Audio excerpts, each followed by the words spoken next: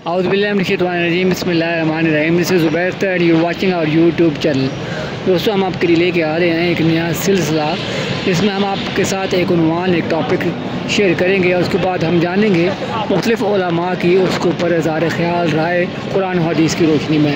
उम्मीद करते हैं ये सिलसिला आपको पसंद आएगा।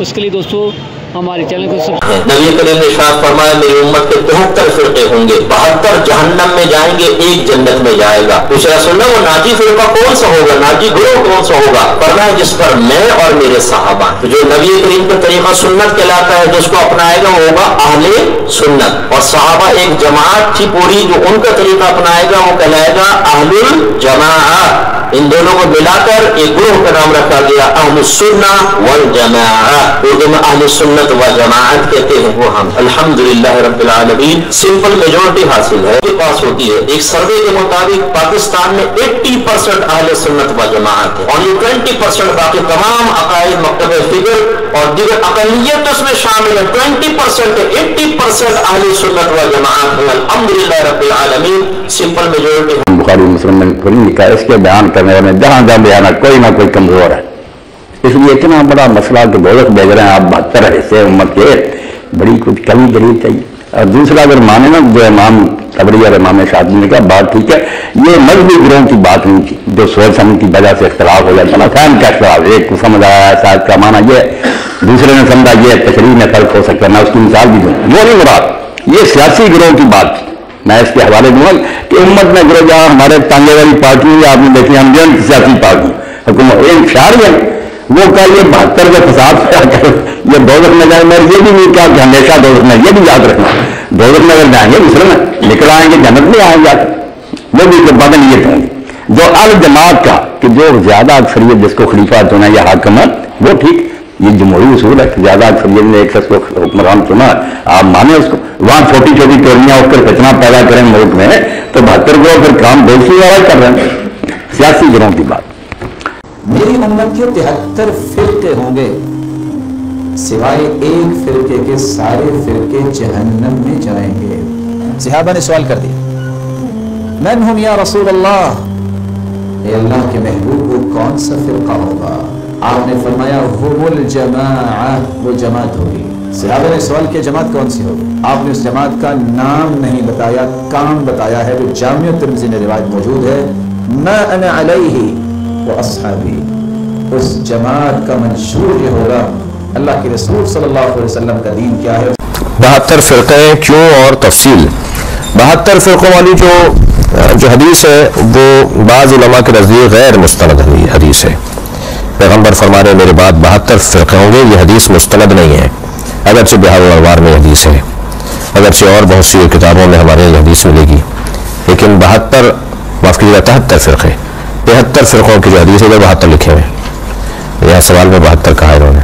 73 फ़िरक़ों की जो हदीस है वो कि 72 दोज़खी होंगे और एक फ़िरक़ा जो है वो जन्नती होगा, नाजी होगा, निजात याफ्ता होगा, यह हदीस ज़ईफ़ है।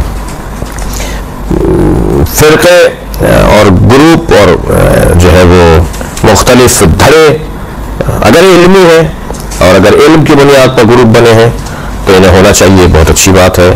पैगम्बर ने खुद इख्तिलाफ की बुनियाद डाली है, इख्तिलाफ उम्मती रहमा, मेरी उम्मत का इख्तिलाफ रहमत है। तो इख्तिलाफ अगर इल्मी हो, इख्तिलाफ अगर तहक़ीक़ी हो, इख्तिलाफ अगर समझने के लिए और तफ़हुस करने के लिए है, तो इख्तिलाफ रहमत परवरदिगार है। देखिए इसका जवाब हदीस में मौजूद है। आप सल्लल्लाहु अलैहि वसल्लम ने फरमाया कि वो जन्नती वो है मा अना अलैहि व अस्हाबी, जिस पर मैं और मेरे सहाबा हैं, जो मेरे और सहाबा के रास्ते पर चलेगा वो जन्नती है। तो ये इश्काल के हर एक कुरान और हदीस का दावा करता है। तो देखें इसी वजह से नबी ने ये नहीं फरमाया कि वो एक जन्नती वो होगा जो कुरान और हदीस का दावा करेगा या कुरान और हदीस का लेबल लगा के काम करेगा। तो किसी को परखने का बेहतरीन तरीका ये है कि वो सहाबा को मानता है, और सिर्फ ऊपर ऊपर से नहीं, सहाबा के फतावा को भी मानता है कि नहीं मानता। आप देखें, और फिर सहाबा में खुलफाए राशिदीन की अहमियत सबसे ज्यादा है। और क्योंकि रसूलुल्लाह सल्लल्लाहु अलैहि वसल्लम ने फरमाया अलैकुम बिसुन्नती व सुन्नतिल खुलफाए राशिदीन अल महदीयीन, मेरी और खुलफाए राशिदीन की सुन्नत का इत्तिबा करो।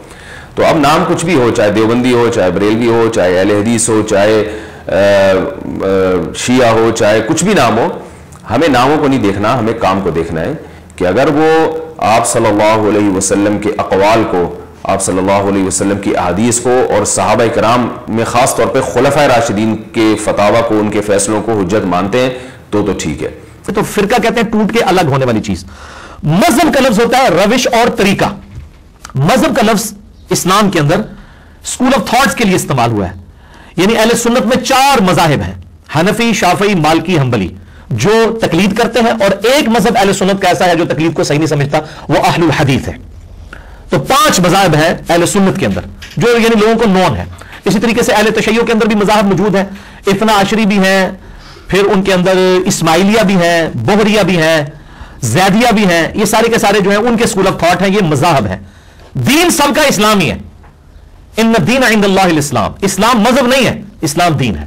مذاہب یہ ہے حنفی، شافعی، مالکی، حنبلی، اہل حدیث، اثنا عشری، زیدیہ، اسماعیلیہ، بہریہ، یہ سارے مذاہب ہیں، یعنی روش اور طریقے.